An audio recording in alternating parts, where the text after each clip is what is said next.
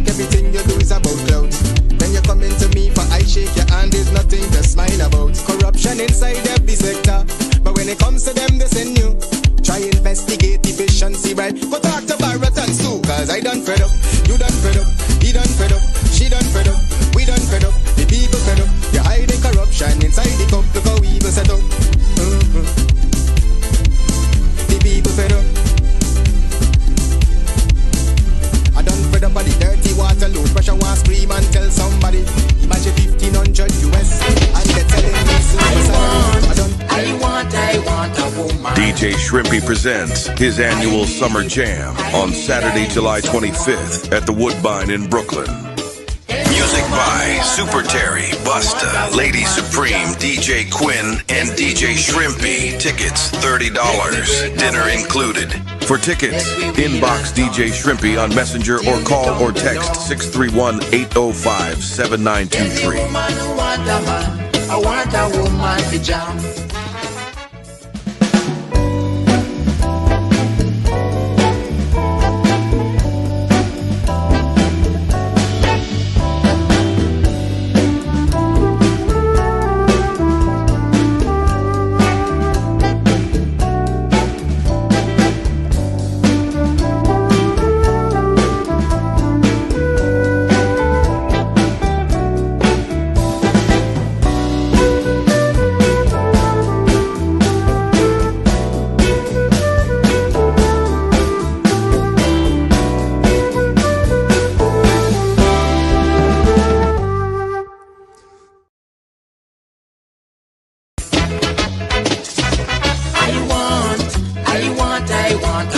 DJ Shrimpy presents his annual Summer Jam on Saturday, July 25th at the Woodbine in Brooklyn. Music by Super Terry, Busta, Lady Supreme, DJ Quinn, and DJ Shrimpy. Tickets $30. Dinner included. For tickets, inbox DJ Shrimpy on Messenger or call or text 631-805-7923. I want a woman to jam. Can't take it no more. I can't take it no more. Can't take it no more. Imagine 18 hours of blackout and you're telling people progress. Cost of living gone up 100%. Get your give public servant less. Mr. President, listen to the people. Search your soul and you will confess. I want you try surviving on the public base. Then you're gonna know but stress. Cause I done fed up. You done fed up. He done fed up. She done fed up. We done fed up. The people. Oh, Jesus Christ, if cost of living double, I don't know what happened. A pound of sugar is $300 already. Flour, everything gone up. Everything just raising. You gotta get about $40,000 for buy good ration. You gotta get 3 man now. A weekend man, a monthly man, and a fortnight man.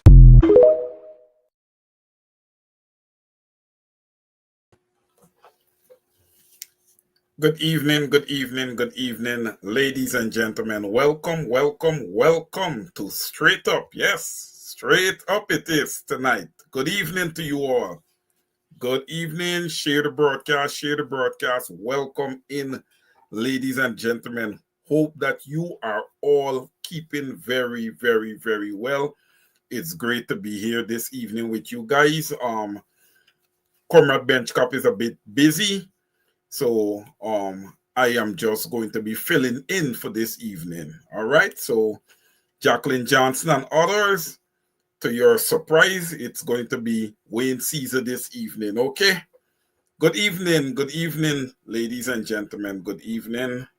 Welcome to tonight's broadcast of Straight Up. All right, ladies and gentlemen. So now, and I see all of you guys here who don't have YouTube account, have Facebook account and everything else. So it seems as if the PPP government is trying to build a strong bond with Facebook. They're trying to build a strong bond with Facebook. You know, ladies and gentlemen, while I believe it makes some sense to have control of the amount of social media that your children have access to on a daily basis, right? I don't believe that that's something that should be government censored. Right? I don't believe that the government should be the one to do so. I believe that that should be left in the hands of parents. Right? I mean, look, we don't want, because when you go to Silicon Valley and you go to all these different places, these people who control all these different systems and websites and all that, their children don't be addicted and on Facebook and Snapchat and YouTube and all this stuff 24/7, right? They monitor them, right? And they limit the amount, of time spent on these platforms daily for their children.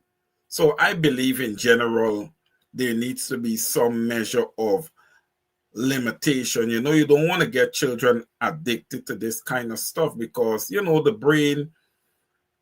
brain is like a microchip, right? You don't want to fill it up with just one type of information and for the most part, the wrong information. You want to leave, space there for normal school education, right? All right, ladies and gentlemen, but the PPP is trying to say that they want to limit, and it is funny how these decisions are just made on one side of the aisle, and it's quite concerning to me. I don't know how you guys feel about it, but it is concerning to me when, instead of, getting with the opposition, engaging the opposition and making these type of decisions as a collective unit, the PPP is there saying that we want to do this, and everybody must just stand to the side and accept whatever it is that the PPP wants to do, right? You're going to start off with children, and it's more than likely that they will move to adults, right? And everybody looks forward to their freedoms and their liberties, right? We have been complaining over and over and over again that the PPP is behaving like a dictatorship. Now we're starting to see it, right? These are dictatorial behaviors. You want to open a bank to give out loans to people and you don't want any oversight. And we all know the type of track record that the PPP has. So, with the whole Facebook issue, a lot of people are jumping up and hollering and screaming, but I believe that the posture of Guyanese generally needs to change. Every time this government comes out and says something, it's like everyone just gets delirious. Oh, they're going to do this, they're going to do that. No, they're not going to do anything. They can only do what you allow them to do. Okay? Anil Nandalal would have came out and say that, he's going to have Facebook identify everybody who challenges the government, the voices of dissent against the government of Ghana. I say to that, well, whoop-de-doo. Who is scared? Who cares? I don't. I challenge the narrative of the PPP over and over and over, and I will continue to do so until I see that the PPP or whomever is in government, because it doesn't matter who is in government, they always identify themselves. I don't know about other presenters, but I know about myself. Whomever sits in government, they should understand that the first duty is to serve the people of Ghana. You're not doing that, we have a problem. It doesn't matter who you be. So I don't know why the PPP is always quick to jump and identify themselves and saying that people are always challenging them and there's always voices of dissent. The only way a government is going to have voices of dissent is if the government is doing something that is absolutely wrong. Look, Anil Nandalal, you're the quote-unquote attorney general. I believe that you're the worst in the history of Ghana. I believe that you're despicable. Okay? And I believe that you're a poor student of the law. I do. Okay? You're poor. All right? Now you're looking to engage Facebook, right? And you can't even tell us. You can't even give us an update on the extrajudicial killing, execution murder of Courtney Crum Ewing, right? I've been asking for you to come out and tell us something, give us some type of update. We don't want to hear about Facebook. You can't stop us from speaking. Somebody gonna have to kill me to stop me from speaking.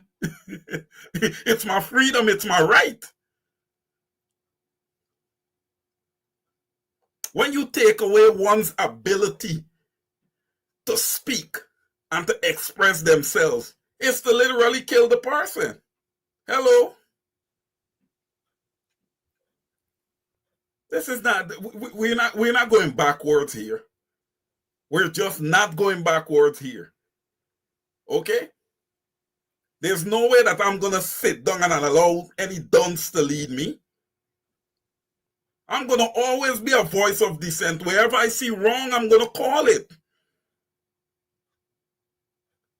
You guys think you're mighty and powerful? Well, you guys don't have a major problem because there's going to be many voices of dissent. Okay? There are many of us who are displeased with the performance of the current regime. I don't think it's fair to call them a government. It's a regime. It's a criminal syndicate. I don't care who support y'all. I don't care about ambassadors and all. They got to know. They got to examine themselves and see if they're practicing what they're preaching. They got to know how people are going to look at democracy in a few more years. Because it doesn't look like if it's really working out. It looks to be something that is convenient.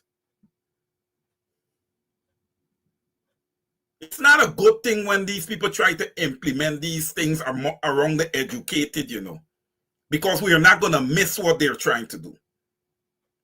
We're not going to miss it.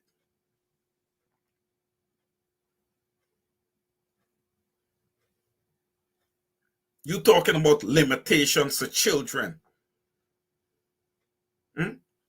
What about being transparent to the Guyanese people?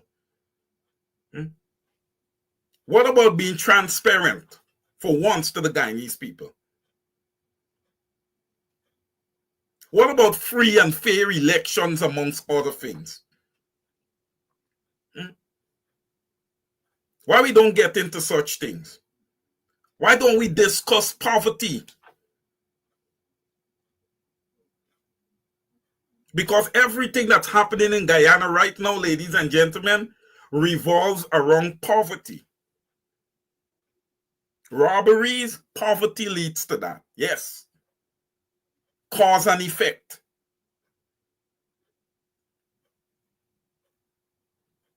A nation where the people are not healthy, poverty again.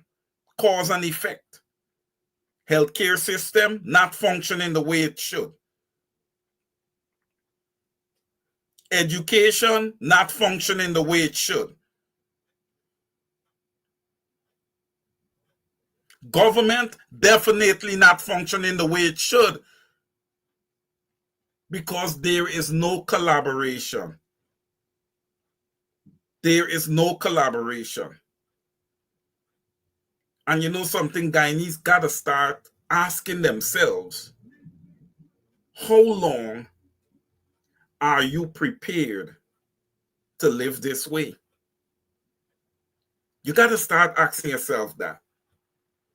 Because if your entire life is going to be a fight from birth to death, is going to be a fight, you got to ask yourself, is the work that you're doing really meaningful? Hence the reason I'm saying on the side of the opposition, we need to put aside our egos. I've said that a million times. On the side of the opposition, there's a lot of talent. There's a lot of exports. Guyana right now doesn't have their best exports out there on the international scene doing the work for Guyanese. Outside of maybe Comrade Carl Greenidge and a few others. When you talk about Minister of Natural Resources, Vikram Bharat, he's not even qualified to be there. He's not even qualified to be there. When you talk about Minister of Finance, you want to talk about Minister of Finance in Guyana, you want to talk about economists and accountants in Guyana, I talk about Carl Greenidge. I talk about Comrade Winston Jordan. All right? That's the level there. Professor Clive Thomas. Okay? Those are the guys. Those are the guys. They understand economics. They understand how things work. Not no little chubby boy coming and talking about, oh, the PPP is going to control a bank. Control a bank where you're using the resources of the nation. One party controls the bank. And we all know the reputation of that party. Whomever that PPP economist is, man, he needs to go take a seat. All right? There must be oversight. It is mandatory that there is oversight because government funds are going to be allocated for those loans. So there must be oversight to make sure that the monies are being used properly. To make sure that there's equity and equality when giving out those loans. All right? Because we know when it comes to distribution of wealth in Guyana, we see the disproportion. We see it. Okay? We see it. We see who own the large businesses. Now, ladies and gentlemen, I understand that the Chinese are now selling greens and doing everything else. That's a disaster for the normal born and bred business man and woman in Guyana, no matter your ethnic group. That's a disaster. Because those businesses in Guyana are directly funded and supported by the People's Republic of China.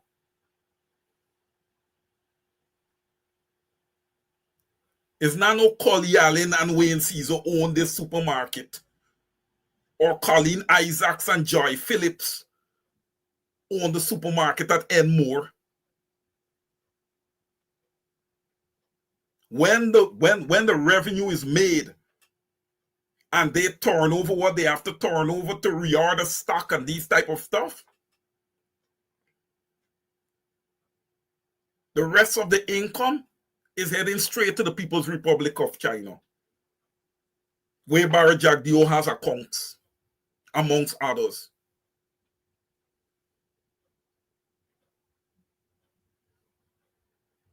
Right? Ambassador Chu would know about those things. The Chinese ambassador to Guyana. Look at Sue. Big businesses. People getting acres upon acres of land. Ladies and gentlemen, I was browsing through Facebook and I saw a property I think it's somewhere in Kitty Campbellville. Nothing fancy. You know, the normal houses you see like back in the 90s, late 80s. Hazel Johnson is asking, where is Sue?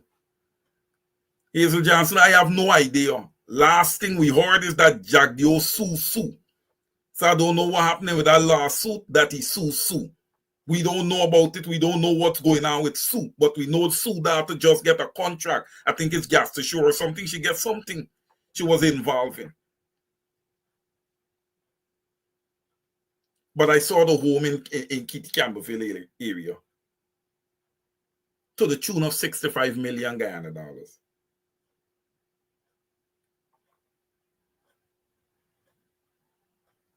No normal Guyanese can buy that. No normal hard-working Guyanese with 3 children, husband and wife with 3 children can buy that home.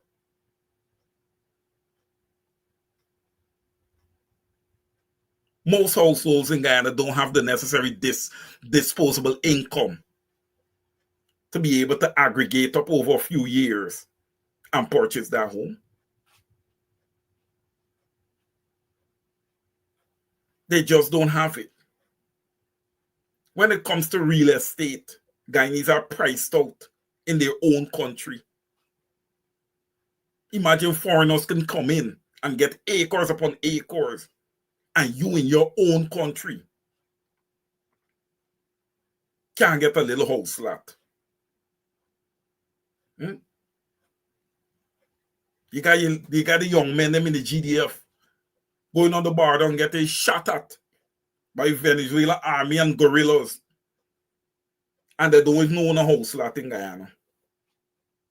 Their own country that they were born in. But they're forced to be on the rivers out there defending it.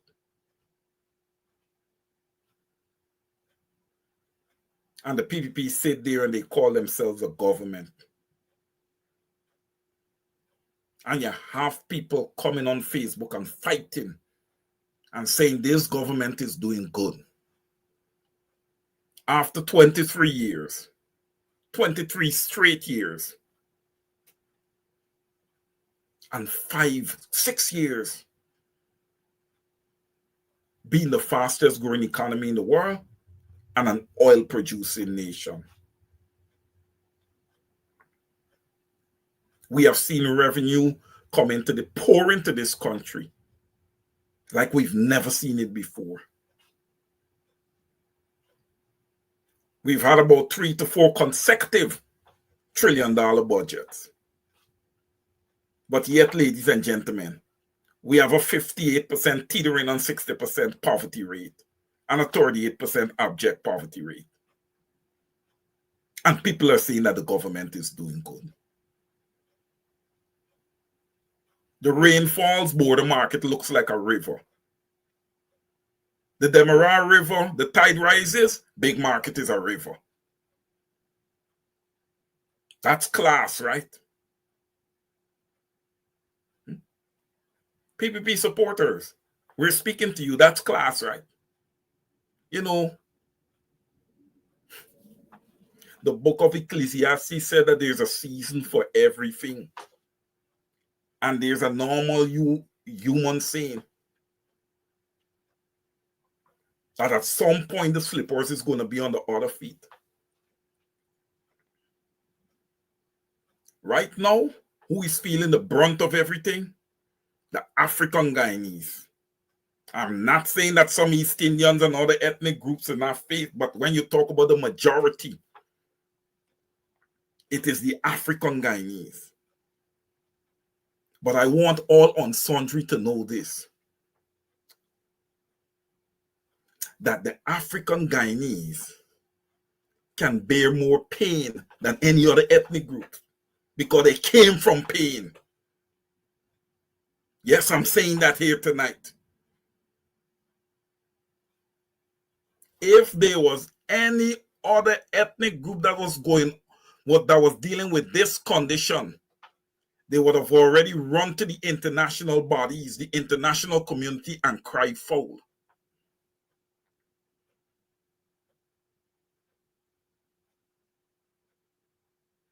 But brothers and sisters, it has been enough pain. It is time for us to start standing up. We must stop accepting what this government is meting out to the Guyanese people right now. We must take frontal positions. Our leaders must take frontal positions. Like I would have said before, you leaders, you're occupying the space of leadership. I am not. You are. Your work must be meaningful and effective. All right? Your work must be meaningful and effective. You cannot sit down all the time and watch. If you play the game soft, then people are going to play you as soft.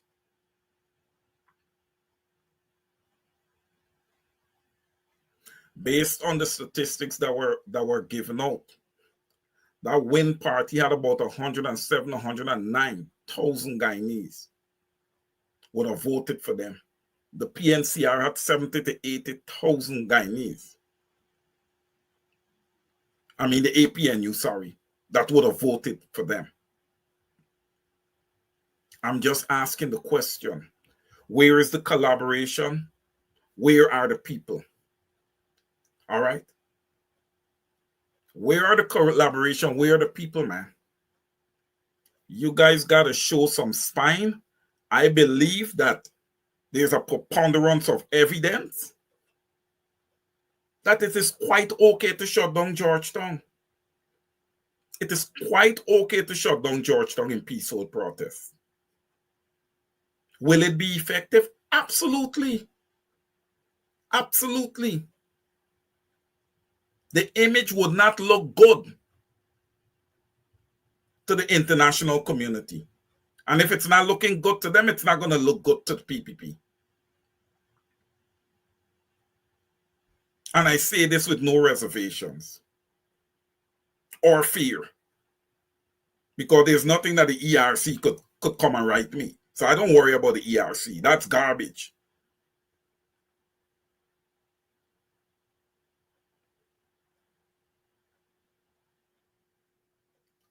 Our posture is not good. And we're setting up the young people to follow the same posture as us, to just sit down and to accept. We cannot continuously sit down and accept. Our leaders, the cream, must come to the top. You know who you are. You bona fide leaders know exactly, and I use the word bona fide because your character counts. Your history counts. One don't just become a leader overnight. Your background counts. Again, I say it, your character, your background, your history counts when we talk about leadership.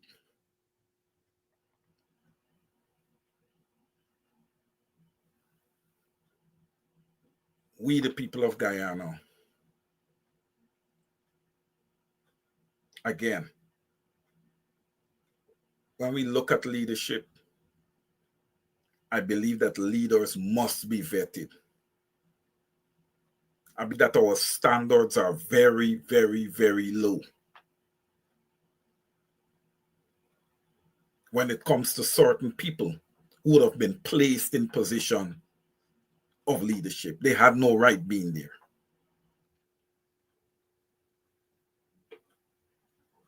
And what that does? It stymies the process. Because now you have to sit down and you have to wait for them to make errors. You gotta do a whole lot.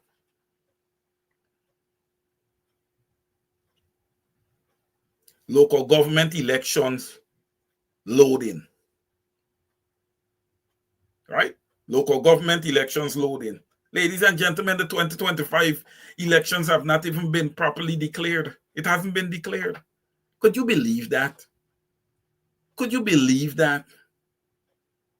And we want to call ourselves a functioning democracy. No, man, come. Ladies and gentlemen, let's play these things this evening. We want to call ourselves a functioning democracy. A functioning representational democracy. That's what we want to call ourselves. We want to walk into parliament whenever parliament is called.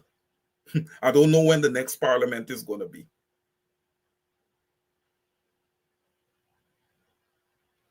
But based on the issues that we are facing in Guyana, the minimum parliament should be meeting is twice a month. Committees have been named.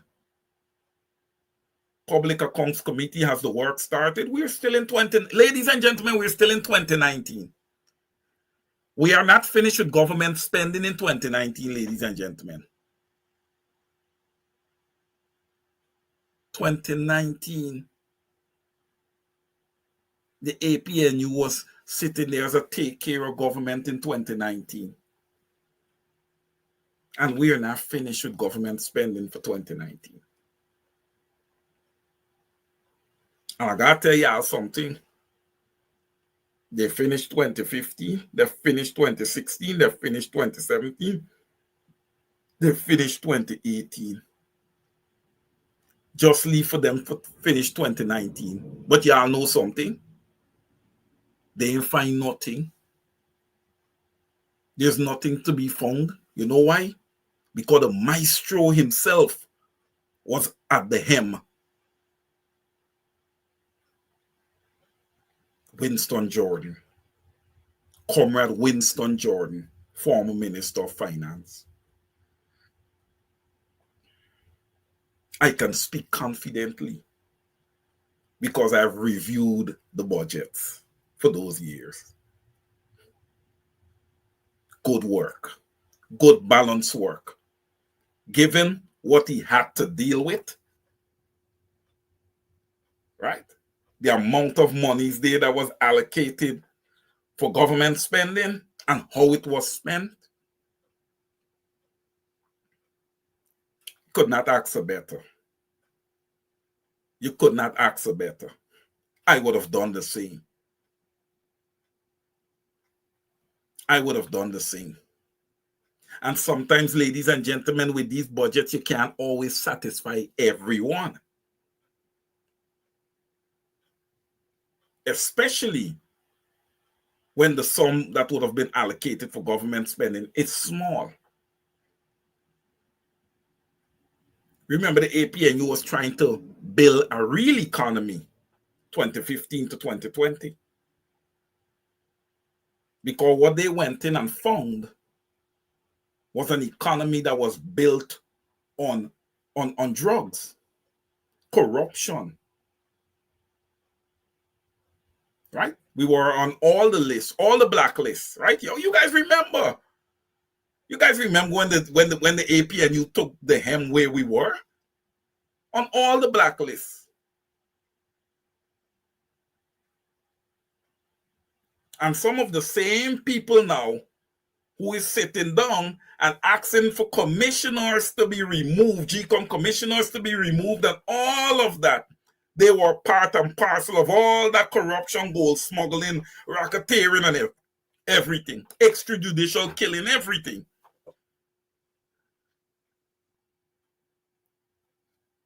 Look, I don't care who gets mad. Facts are facts. Facts are facts. I personally would not allow any criminal to lead me. They may lead the country, but they ain't leading me.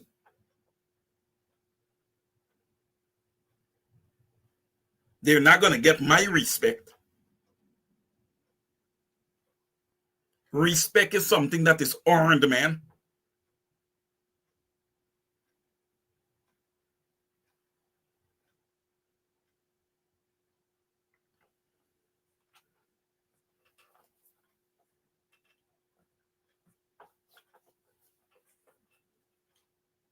Ladies and gentlemen, we continue. We continue. Respect is earned. Respect is earned. The GCOM commissioners, the opposition, the GCOM opposition commissioners, they're not going anywhere, ladies and gentlemen. They can't go anywhere. There's a lot of back and forth argument. Oh, they should this, oh, they should that. Well, here, I want to say this to all those people. It's the same thing happened with the PNCR. Okay? Where people come and say, oh, remove the leader, he need to. No. That leader has to retire. They must have a biannual Congress, and he gets voted out, or he dies. Okay? You know, it kills me, ladies and gentlemen, how people find it convenient when they want something. They are willing to breach their own constitution. You know what that does to their constitution? It makes it so volatile that anything comes up, everybody's like, hey, let's break the constitution. Forget about it. Everybody disrespects it anyway. That's not good. That means you really have no solid standard, no solid ground rules.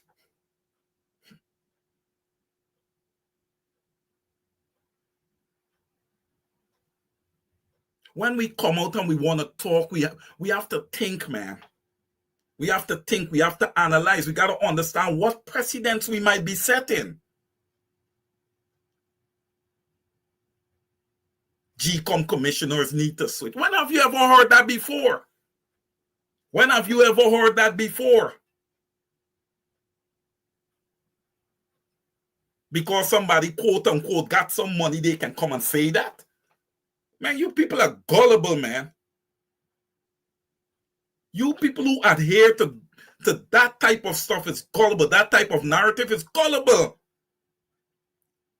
All you're thinking about is money and how much money someone else has. Why not worry about yourself? Why not worry about using your brain, doing the right thing? You can earn too. You have those same capabilities. You probably can do even better.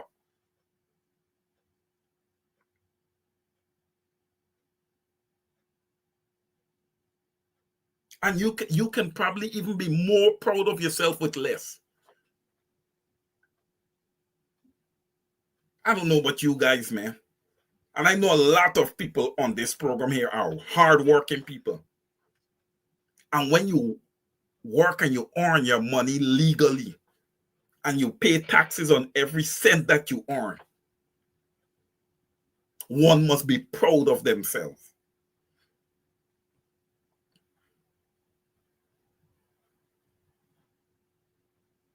We have lost our way.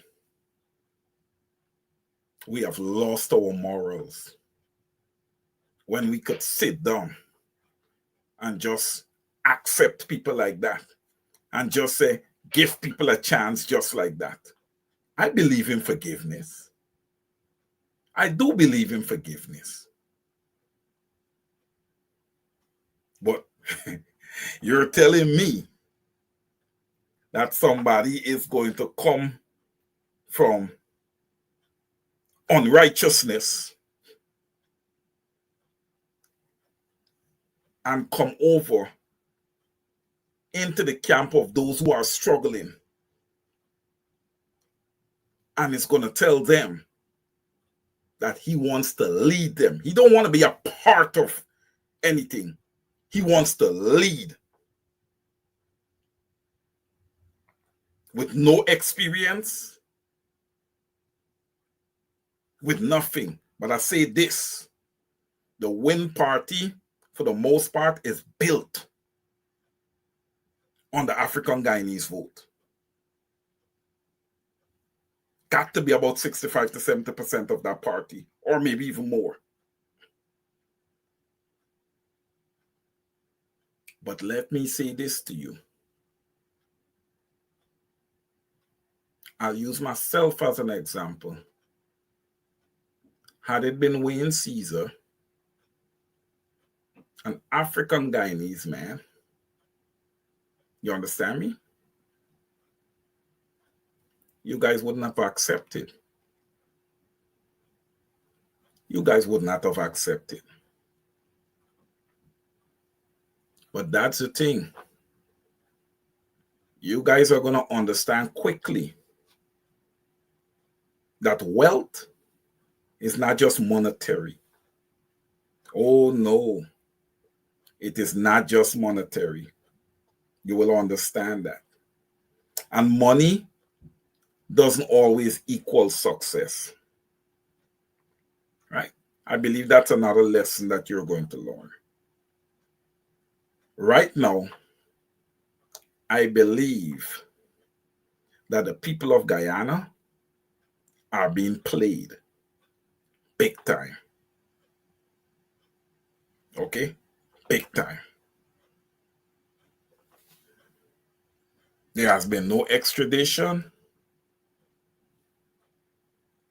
The case is just held up at the CCJ. Remember, we're talking about one man. We're talking about one family here. All right? We had petitions that years upon years upon years passed by and the CCJ never heard them. Here we have one man. I just want you guys to analyze and walk with me here. The case moved expeditiously to the CCJ. And it looks like if it's dying a slow death. Right? Same thing with the 2020 elections case. Most of the individuals who are supposed to testify for the PPP side is out of the jurisdiction, but yet we're having a trial, ladies and gentlemen. That's to show you guys what a backward nation Guyana is. You have Anil Gideon saying if he could call in to testify, call in. Boy, get in court, call in. You of all people should be in the courtroom so that people can look you in the eyes.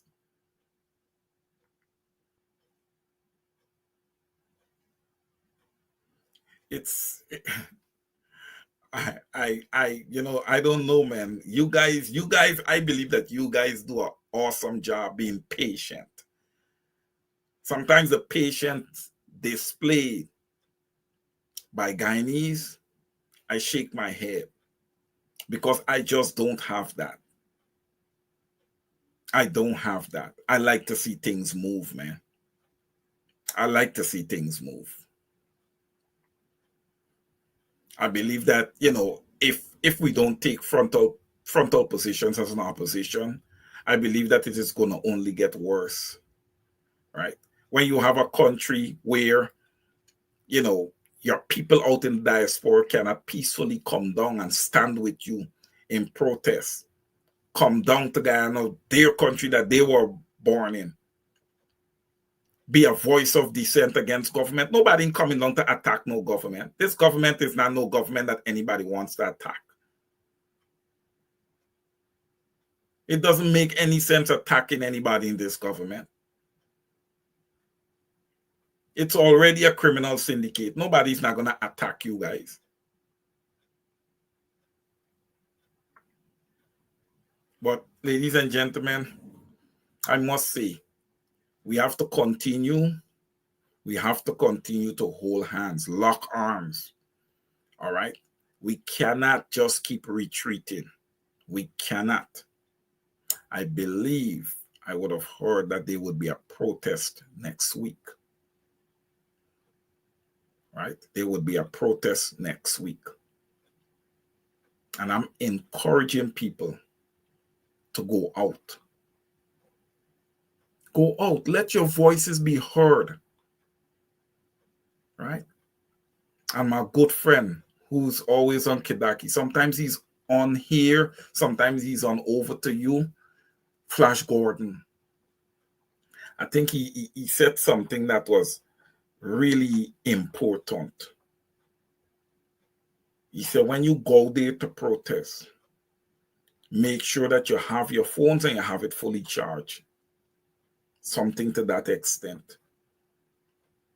And when you see people in the crowd trying to make the mischief, you make sure that your phone is on and you film them so that the PPP, if they planted their people in there, they would be forced to lock their own people up.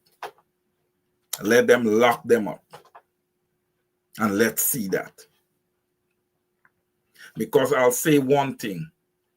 Guyana cannot continue to function as is. All right? The only thing that doesn't make Guyana a failed state is because you have those external investors, those ambassadors, and everybody who's painting a good-looking picture instead of a grim picture. One specific ambassador came out and said, the people of Guyana is going to be good under the PPP. I want that person to come back and tell us again, how good are the Guyanese people now?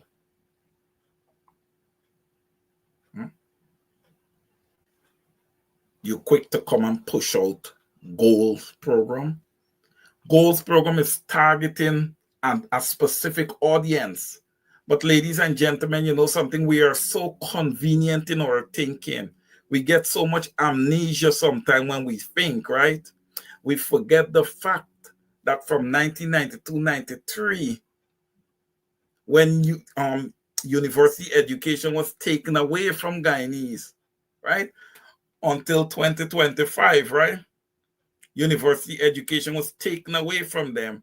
So we have a lot of Guyanese that their dreams would have been broken, shattered. All right? Shattered. They don't have the requisite education to go into the Goals program because there's going to be some requirement to get into that, right? Nobody's thinking about them. Who's thinking about them? Where's the CXC night school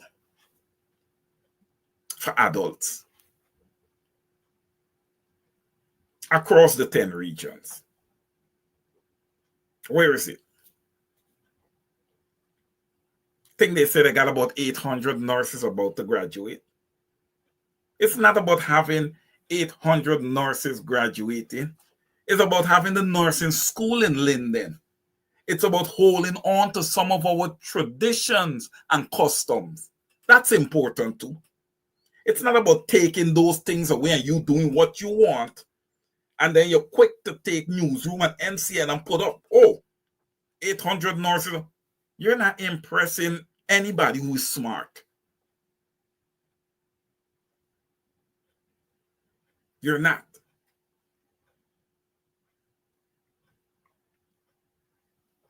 We want to see decisions pertaining to the Cooperative Republic of Guyana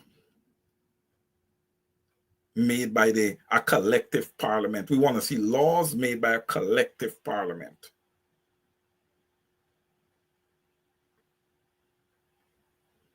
Many of you, just because of this issue right now with the GCOM commissioners, you're shouting out, constitution reform.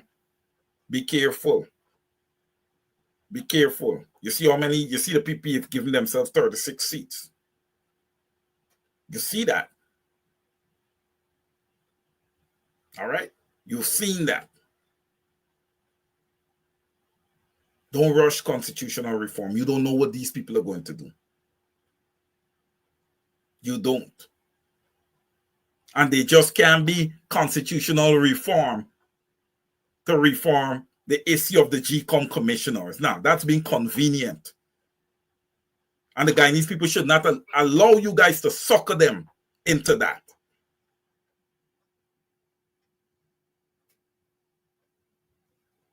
Got some nerve. You never even engaged those 3 commissioners. You've never even laid down a plan before them to see if they can execute on your behalf. But you jump to say, oh, we need to have them removed? Put your character up against any of those three gentlemen, and they'll make you look small. You're not as educated as any of the three of them.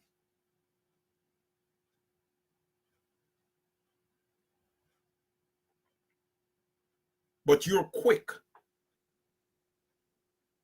to say that they should resign. Why don't you resign? Resign and travel out to Florida and see what's going on, and then come back. That way you could walk with your chest up. Why don't you do that?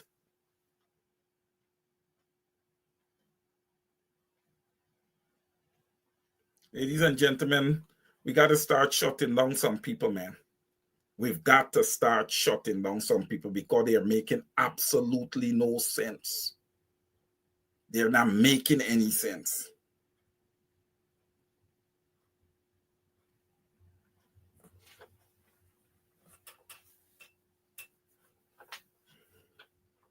Thank you, Akwesi. Is the patient or lack of the urgency to fight? Akwesi, you're on point. The patient or lack thereof of the urgency to fight. How long are you Guyanese going to continue living under these conditions? Big snakes in people's yards.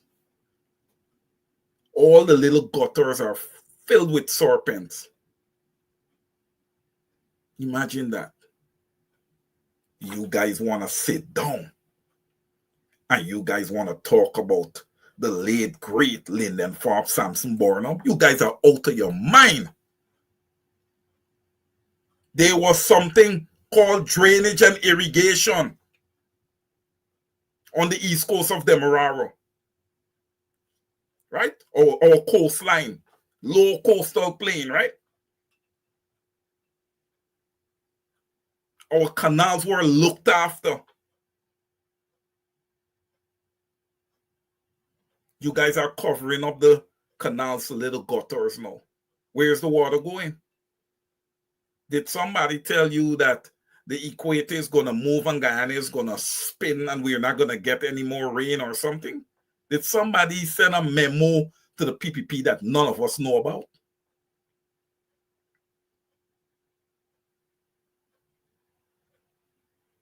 We continue to extract oil, though it's way out there. But we never just sit down to think if it's having an adverse effect on the landmass. We've never had geologists come in. We've never done anything. Because, ladies and gentlemen, I don't know about you guys, but I have never seen Guyana flood consistently the way it have in the last 2.5, 3 years or so. I've never seen it. I don't know if any of you guys have ever seen it. I've never seen Lyndon flood up the way it has been flooding. I've never seen it before. Some of those houses, man, they just leave for the water to cover those houses. That's unbelievable. Yet we have an Army Corps of Engineers that went out to Jamaica and did a fantastic job. Where's the fantastic job in Guyana? Where is the fantastic job in our own country?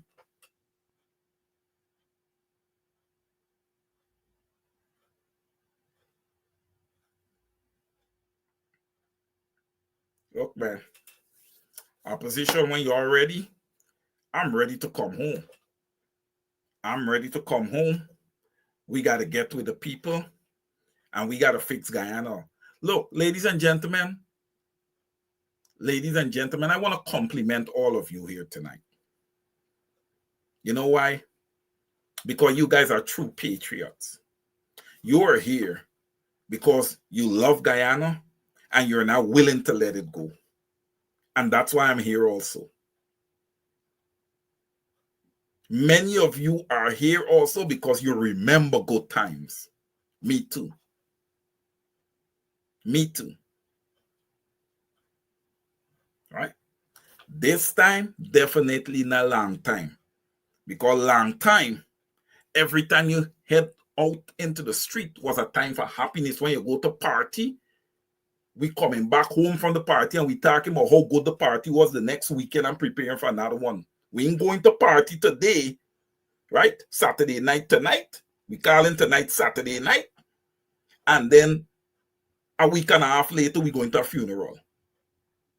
Right? Long time was definitely better than this time. When you go out on the street long time, you ain't playing Russian roulette with your life. You ain't. But when you hit the streets now in Guyana, you're playing Russian roulette. You could get robbed and killed. You could get knocked down. Man, there is so much ways. There is so much ways, so much methods of death in Guyana these days. It's shameful. We have less than 1 million people. Our people are dying. They're dying in the highways and the byways. Right? They not too long as came out, right? 470 plus new HIV cases, right? Our people are dying.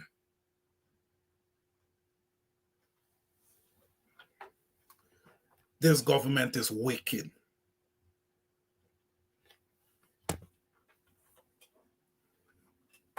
Looking at time, ladies and gentlemen, it's 8 minutes after the hour of 10. We're coming down on program time this evening. It was good being here with you guys.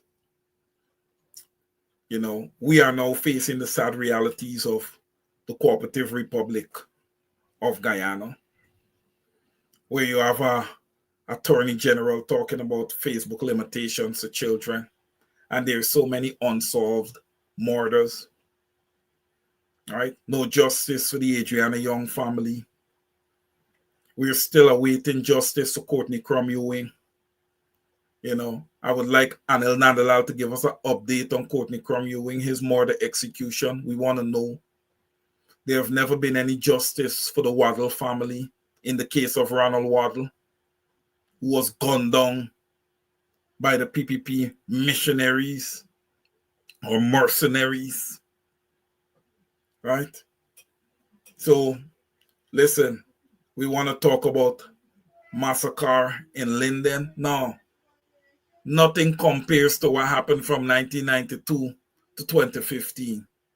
The amount of people that were executed, the amount of parents that we would have seen through YouTube and Facebook bawling over caskets and coffins, right?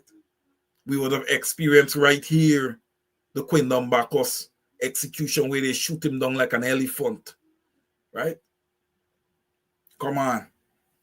The Peter Headley, y'all taking him to the station, yeah, right, in his own car, shot in the back of his head. Yeah, let's talk. Let's talk, Anil Nandalal. Let's talk. You guys want to come out?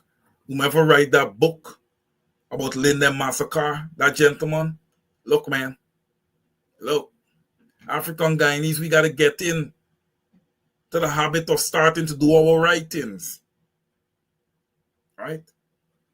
We need to capture what our leaders know.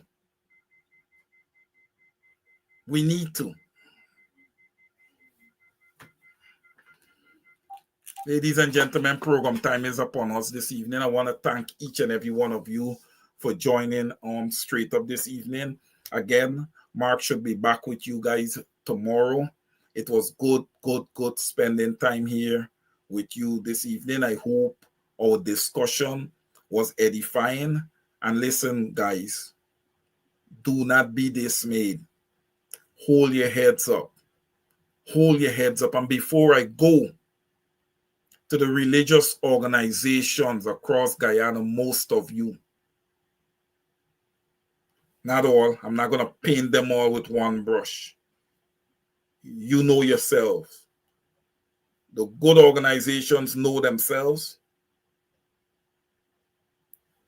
And those ones, the questionable ones, I say to you, shame on you. You have contributed immensely to the decay of the fabric of the Cooperative Republic of Guyana. Those government subsidies or whatever it is that you're taking under the table, remember, you are supposed to be the salt of the earth. And the book of Ecclesiastes said that there is a season for everything. All right? There's a season for everything. For the good churches out there and religious organizations, let's get back into the streets and start having some crusades. Let's start attempting, ladies and gentlemen, to take Guyana back. Let's remove that evil veil from the Cooperative Republic of Guyana. All right? Good must always overcome evil. All right? We will be able to identify the evils. Yes, and I must say this also before I go. There are evil presenters on social media. Okay? Where their presentation doesn't do any good for the people of Guyana. I'm going to say that with no fear whatsoever. Ladies and gentlemen, it was good being here with you tonight. Mary Figueroa, good to see you. Jacqueline Johnson, Shelly DeRida, Sparkling Wills, good to see all of you guys this evening. Eva, Carl Miller, Boss Manga Live. I haven't seen you for a long time, my friend. Good to see you, Rastaman, in the house. Colin Barnwell is here. Good evening, Colin. Good evening. Comrade Victor Ben is here. Good evening. Good evening. Ingrid Carter is in the house. Good to see all of you guys. Miss Wanda London, Comrade Keith Beresford, Carl Miller, Queneries, Hanifa. Queneries, is good to see you. It's good to see you. I hope that you could come on one night. Denise Booker is in the house. Good evening. Don Sampson is here. Aquasi's in the house. Beverly Ann Romaine is here. Good evening. Shondell C. Canterbury, Miss Brenda Casey, Marianne Hamilton Nesta is here. Good evening to you all. Miss Hazel Johnson is in the house. Good evening, everybody. Have a good evening. Again, Mark will be here tomorrow for my program. Over to you.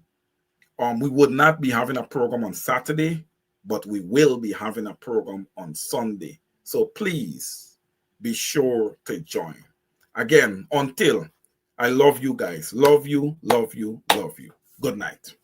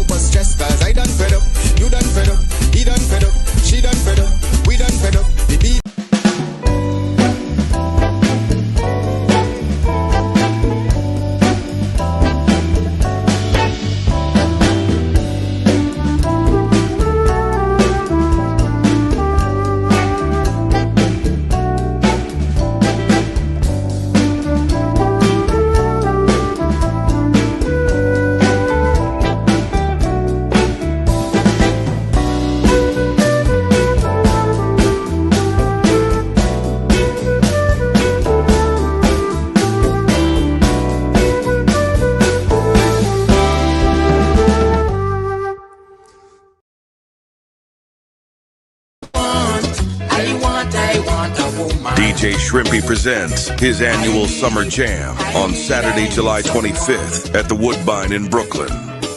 Music by Super Terry, Busta, Lady Supreme, DJ Quinn, and DJ Shrimpy. Tickets $30. Dinner included. For tickets, inbox DJ Shrimpy on Messenger or call or text 631-805-7923. I want a woman to jam.